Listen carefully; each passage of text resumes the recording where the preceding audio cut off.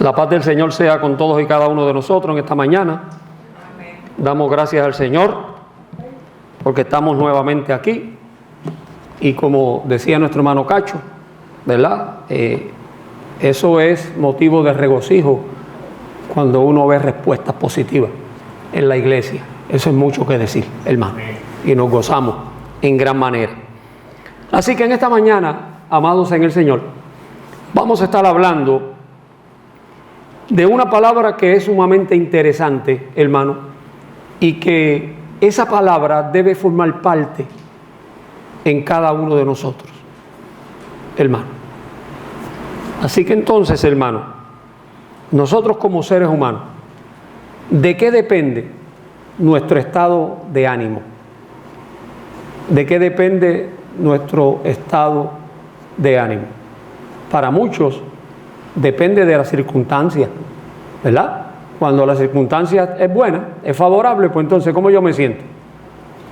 Me puedo sentir tranquilo, yo me puedo sentir feliz.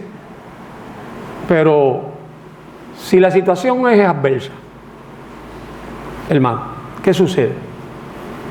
Asimismo es el efecto en la vida del ser humano. ¿Sabe que el pueblo de Israel, hermano? ¿Sabe que el pueblo de Israel? Dios le dijo a ese pueblo que ustedes son duros de servir. Ustedes son duros de servir. Ellos le demostraron a Dios una y otra vez que cuando la situación era favorable, su actitud era una positiva. Pero cuando Dios los probaba, entonces, ¿qué sucedía con ellos? Le daban la espalda a Dios, hermano. Imagínese, hermano, que en el tiempo de Jueces hubo un tiempo donde cada uno en el pueblo de Dios, en aquel llamado pueblo de Dios, hacía lo que le daba la gana. Así anduvo ese pueblo divagando, amados en el Señor. ¿Ok? Pero, hermano, cuando nosotros le decimos a los seres que amamos, les repetimos muchas veces las cosas, hermano. En nosotros que podemos repetirlas, sabemos cuál es la intención, pero el que la recibe, hermano, ¿qué sucede? No lo ve de esa manera, ¿verdad que no? Porque se incomoda, porque según él o ella le afecta, hermano. ¿Por qué razón? Porque le cambia, el rostro le cambia. Así que el estado de ánimo cambia completamente, hermano. Ahora bien, ¿a dónde los quiero llevar, hermano? En el libro de Filipenses, donde vamos a estar centrando hoy las palabras, esa iglesia se distingue por algo bien importante, que ellos se esforzaron en que eso formara parte, fuera algo vital en su vida. ¿Ok? Así que entonces, hermano, ¿usted recuerda aquel momento donde usted como padre le hizo un regalo de un automóvil a su hijo? ¿Alguien aquí hizo eso? Y no solamente un vehículo, puede haber sido una bicicleta. Puede haber sido una bicicleta, hermano. Y yo recuerdo, mi papá nunca me regaló una bicicleta. Pero eso no era lo que yo quería. ¿Sabe lo que yo quería?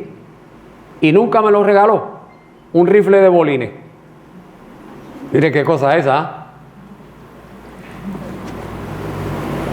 Bicicleta, no me la regaló, pero eso a mí no me, porque yo lo que quería era un rifle de bolines y él se negó siempre en comprarme un rifle de bolines. ¿Sabe lo que es eso? Para matar pájaros y matar lagartijos y qué sé yo. Para eso yo lo quería, mira. Pero tal vez él pensaba otra cosa. Y yo no lo entendía de ese momento, porque tal vez su pensamiento era: yo le regalo un rifle de bolines y tal vez se convierte en un delincuente. Y entonces hoy tiene un rifle de bolines, pero mañana va a querer que yo le regale un arma. Tal vez mi papá estaba pensando en eso y yo no lo sabía. Y usted no sabe cuánto yo me regocijé cuando por mi propia cuenta yo adquirí un rifle de bolines. Y yo fui donde mi papá y le dije: mira, yo tengo el rifle de bolines, así que ya tú no me lo tienes que comprar. Aquello fue un problema para mí, porque entonces él me reclama. Y lo primero que me dijo fue: no te quiero ver usando eso. Y ahora yo comprendo que tal vez era eso. ¿Ok? Entonces, hermano, cuando llegó el Evangelio, cuando llegó la gracia de Dios, cuando llegaron las buenas nuevas de salvación a la vida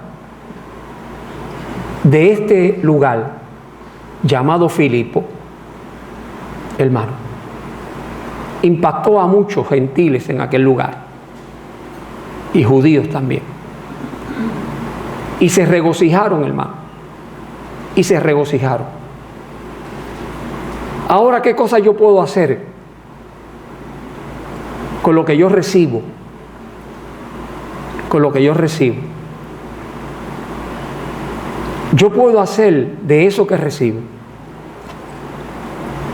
algo permanente. Yo lo puedo hacer algo pasajero. Mi actitud va a ser una importante en respuesta de lo que a mí se me ha dado. Hermano, ¿cuánta comprensión yo puedo tener en mi vida de lo que debe significar para mí el regalo maravilloso que Jesucristo nos ha dado? Hermano, la incomprensión, hermano. Por eso, fíjese bien, hermano, el alma más letal que existe, ¿usted sabe cuál es? Para muchos, un alma letal es una bomba. Pero el alma más peligrosa, que más daño hace al ser humano, es el desconocimiento. Es el desconocimiento. Esa es el alma más letal que puede existir en la vida del ser humano. Cuando la palabra de Dios comienza a surtir efecto, hermano, hubo un hombre que quiso comprar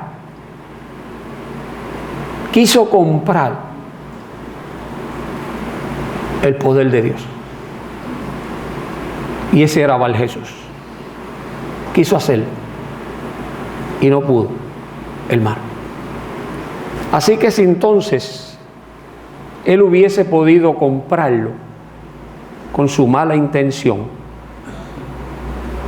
tal vez él lo podía valorar, pero no iba a surtir el efecto necesario en su vida. Así que entonces, hermano, todos nosotros, todos los seres humanos, siempre anhelamos la felicidad. La anhelamos, ¿verdad que sí? Pero todos no la buscan de la misma forma. ¿Sabe por qué, hermano? Porque no van al lugar correcto a buscar la felicidad. Porque para muchos la felicidad depende de engañar a otros, de tomar ventaja sobre otros. Pero otros comprenden que la felicidad de él, ella depende de una fuente llamada Jesucristo. Y cuando buscamos lo que anhelamos, hermano, se puede convertir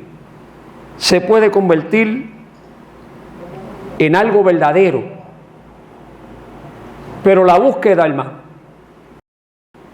la búsqueda de eso que anhelamos y deseamos se debe convertir en algo indestructible en nuestra vida, hermano. Que podamos comprender, hermano. Yo quiero que usted lea conmigo ahí, vaya conmigo a Romanos y lo mire. Romanos el capítulo 8, hermano. Y el versículo 28. Y yo quiero que usted mire ese versículo, hermano. Y usted pueda mirarlo de tal manera, a ver si usted encuentra algo en ese versículo que pueda hacer cambiar de sentido, de propósito en el Señor.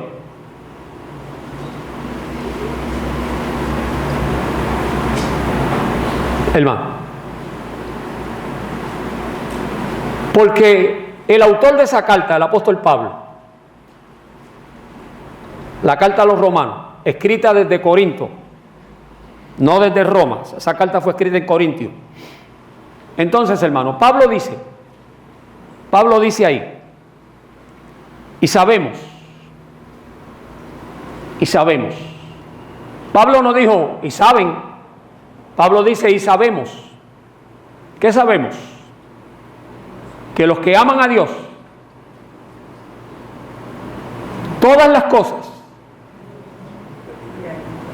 le ayudan a bien. ¿Encontró usted algo que haga cambiar al Señor ahí? ¿Que pueda dejar de amar? ¿Que pueda dejar de sentir por usted? ¿Por nosotros, hermano? Pablo dice sabemos. ¿Por qué, hermano? Porque Pablo estaba viviendo la experiencia del verdadero amor, de lo que es realmente el Dios creador de todas las cosas. Entonces, hermano, tal vez, como muchas personas dicen, yo no me merezco eso. Yo no me merezco eso. Pero ¿sabe qué, hermano? Que cuando no hubo quien hiciera por ti, por mí, por nosotros lo que Cristo hizo, Él se dio por nosotros. Porque no iba a aparecer esa persona, pero Él apareció. Así que entonces Pablo, analizando lo que era Él,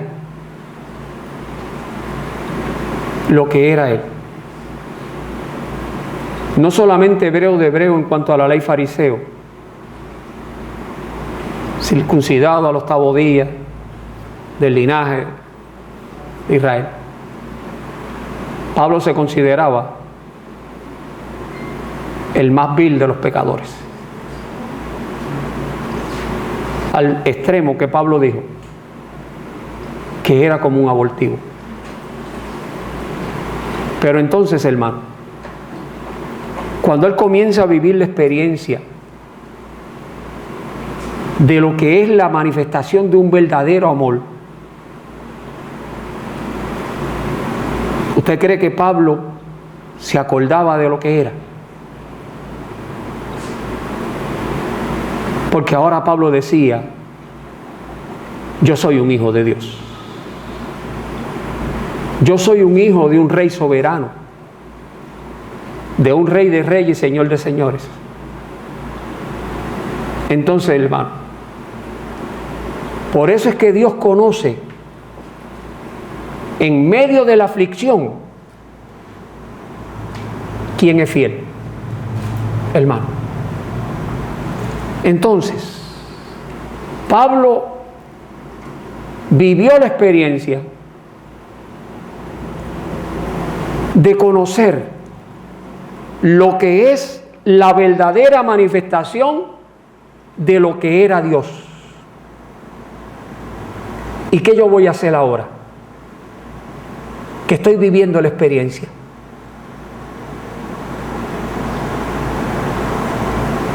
De que Dios un día se va a manifestar. Y que yo soy parte de la manifestación de Dios. ¿Sabe por qué? Porque yo soy parte de aquel a quien Él viene a buscar. Con lo que tengo ahora, hermano. Con lo que tengo ahora. ¿Usted sabe lo que es una pared de cemento armado? ¿Y sabe lo que es una pared de bloque? Hay una diferencia, ¿verdad que sí? Y cuando se va a destruir una se destruye más fácil que la otra. Una la podemos tumbar más fácil que la otra. Hermano. Así que eso está difícil. Porque con un martillo, una pared de cemento armado no se puede tumbar. Hace falta más que un martillo. Así que, ¿a dónde queremos con esa idea, hermano? ¿A dónde queremos llegar? A que nosotros convirtamos lo que el Señor ha hecho en nosotros en algo indestructible. En algo que sea difícil de penetrar. En algo que pueda, amados en el Señor, llenarlo todo en nuestra vida. Mire, amados en el Señor, en Hechos el capítulo 16, cuando el Evangelio llegó a Filipo, hermano, allí había una mujer llamada Lidia, vendedora de púrpura en el versículo 15. Lidia y su casa obedecieron el Evangelio. Hechos el capítulo 16. Obedecieron el Evangelio, hermano. Cuando el carcelero y su casa obedecieron, hermano. Así que entonces el apóstol Pablo rogaba al Señor, porque ya el gozo había llegado. Ya el Evangelio, lo que producía el cambio, ya había llegado. Ahora Pablo está rogando para que haya una comunión, hermano. No conmigo, primero con Dios. Que esa relación, que ese gozo indestructible te lleve a Él.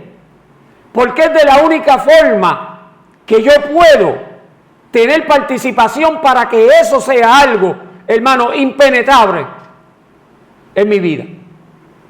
Que nada lo pueda penetrar, hermano. Entonces, en el ejemplo, en esta mañana, hermano, de Hechos el capítulo 5, ¿qué sucedió en Hechos el capítulo 5? Allí había un matrimonio llamado Ananías y Zafira.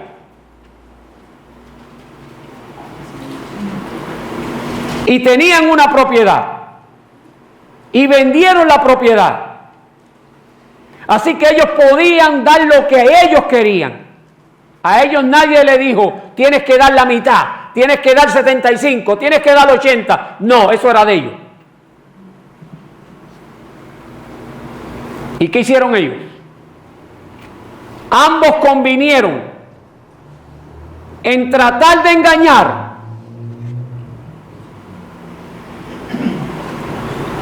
a aquel quien no tiene necesidad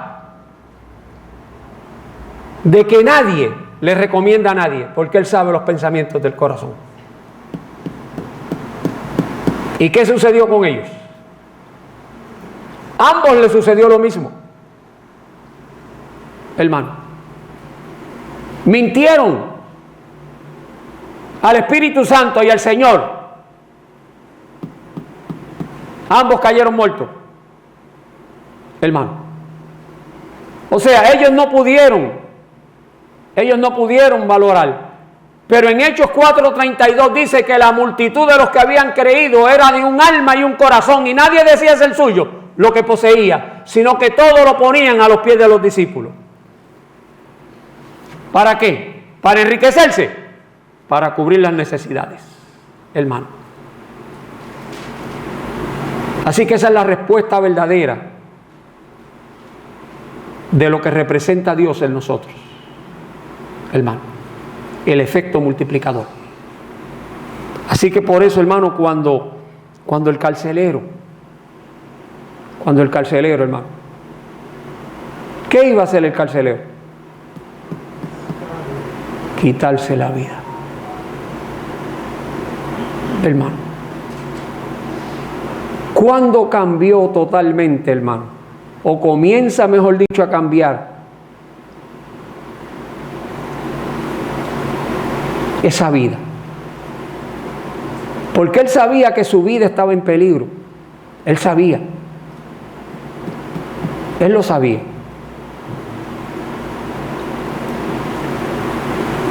Cuando sucede lo que sucedió allí, él se iba a quitar la vida. Pero hubo allí una expresión. Hubo una expresión de parte de Pablo. No te hagas daño.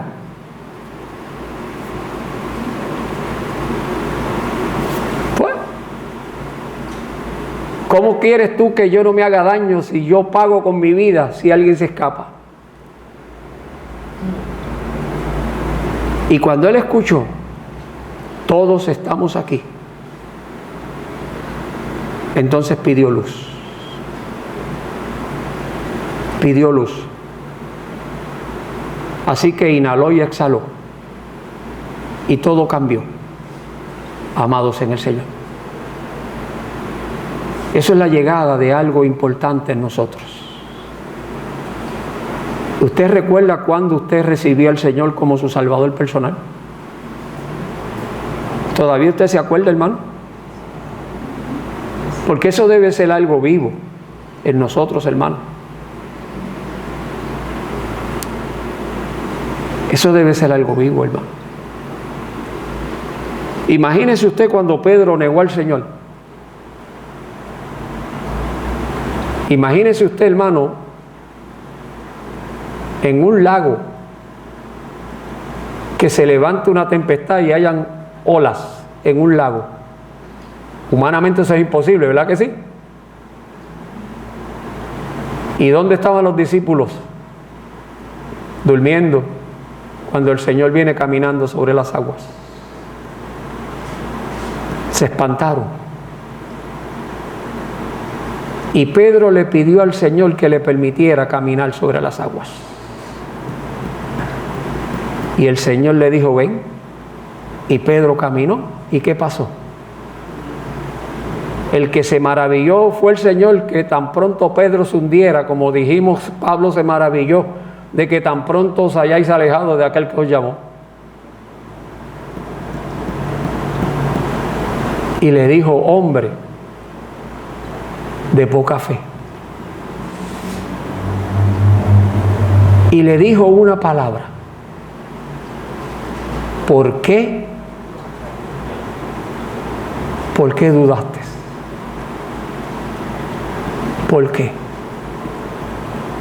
¿Tenías razón tú para poder hacerlo? ¿Sabe por qué dudaste? Porque quitaste la mirada de mí. Hebreos 12:2. Léalo, ahí búsquelo para que usted vea lo que dice ahí. Hebreos capítulo 12, versículo 2, donde el escritor de Hebreos dice, puesto los ojos en Jesús, el autor y consumador de vuestra fe. Hermano,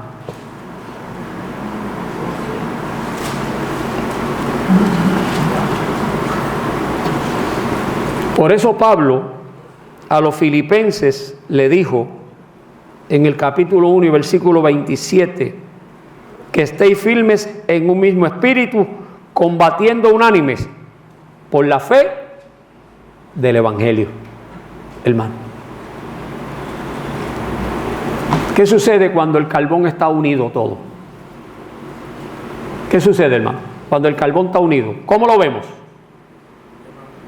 Una sola llama, ¿verdad? Que no vemos diferentes colores. Vemos que esa llama ardiendo, ¿verdad que sí? Se produce esa fuerza, hermano. Nosotros podemos, hermano, trabajar unidos, hermano, y ser una congregación indestructible, amados en el Señor. Y ayer el hermano Santo y yo hacíamos un recuerdo, hermano, y un recuento, mejor dicho, en una conversación desde que se establece la congregación de aquí de Los Hoyos. Desde que esto era un lugar de madera, hermano. Y el hermano Santo una y otra vez me decía, Rafi, cómo Dios nos ha bendecido. Y no porque el hermano Santo y la hermana Iris estén aquí. Porque yo he aprendido a valorar a estos hermanos. Y Santo me decía, Rafi, yo me quedaba afuera, esperando que Iris saliera.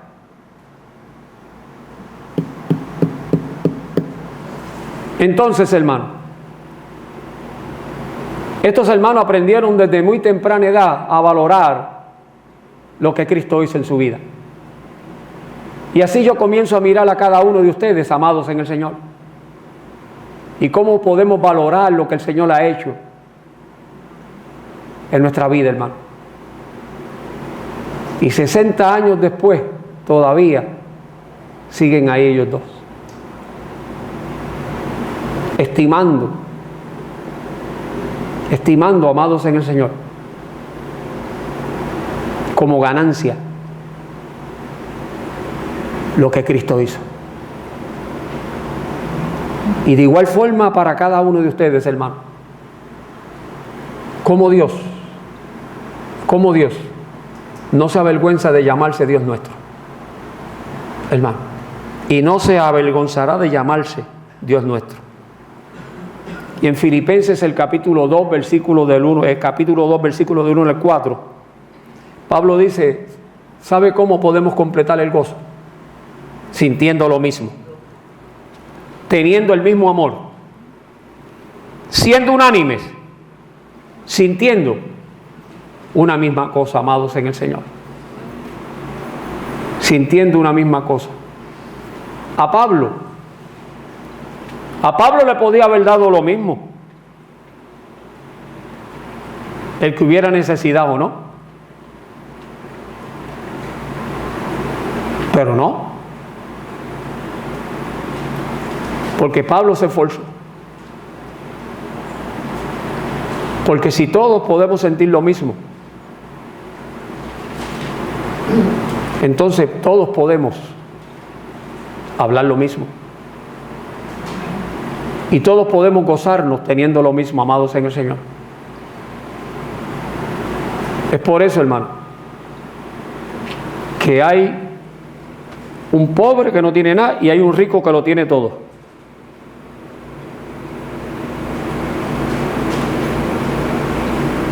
Pero ambos van a un hoyo. Y el rico no tiene ventaja sobre el pobre, ni el pobre sobre el rico. Pero la ventaja, podemos decir hoy nosotros, que la tenemos sobre aquellos desobedientes. Porque la diferencia es que el Señor nos ha ofrecido a nosotros y nos ha regalado algo maravilloso que se llama vida eterna. Y esa esperanza bienaventurada alberga nuestro corazón. Y por eso entonces podemos vivir confiados y podemos vivir seguros, amados en el Señor, de que ha valido la pena haber hecho lo que hicimos por estimar lo que aquel hizo por cada uno de nosotros. Y lo más grandioso, en Filipenses 2, que él no estimó el ser igual a Dios como cosa que aferrarse, sino que se despojó a sí mismo, tomando forma de Dios y estando en la condición, recibió un nombre que es sobre todo nombre, en el cual se doblará toda rodilla, en los cielos y en la tierra. Amados en el Señor. Así que nosotros, hermanos, el apóstol Pablo le dijo también a los filipenses en el capítulo 1, versículos 12 al 14, las cosas que me han sucedido han redundado más bien para el progreso del Evangelio. El progreso, hermano. Y por eso Pedro decía que si alguno padece como cristiano, no se avergüence, sino glorifique a Dios por ello. Amados en el Señor. Porque el gozo del Señor, volvemos a decir que es vuestra fortaleza, amados en el Señor. ¿Por qué hay gozo, hermano, cuando entendemos dejar todo por Cristo, amados en el Señor? Así que entonces, en Filipenses el capítulo 3, esa carta maravillosa de Filipenses el capítulo 3, específicamente los versículos 7 y 8, hermano, Pablo dijo, cuántas cosas eran para mí ganancia. Cuántas cosas eran para mí ganancia. Pablo dijo, las he estimado como pérdida. Y utilizó una expresión fuerte. Las tengo por basura para ganar a Cristo. Pablo estaba diciendo, para agradar a Cristo, en el original, para agradarlo, hermano. Así que si las cosas que destruí, las mismas vuelvo a edificar, transgresor me hago de la ley de Dios, amados en el Señor. Así que entonces, hay gozo cuando nos ocupamos, como dice Filipenses el capítulo 2 y versículo 12, hay gozo en ocuparnos en vuestra salvación. Hay gozo, amados en el Señor, cuando nosotros trabajamos para el Señor. Hay gozo cuando nosotros procuramos olvidar lo que queda atrás y nos extendemos a lo que está por delante. Hay gozo cuando vivimos una vida donde no nos afanamos. Porque las aves no hilan, no tejen, y el Señor las alimenta. ¿Cuánto más nosotros, amados en el Señor? Cuando vuestro Dios suplirá todo lo que os falte,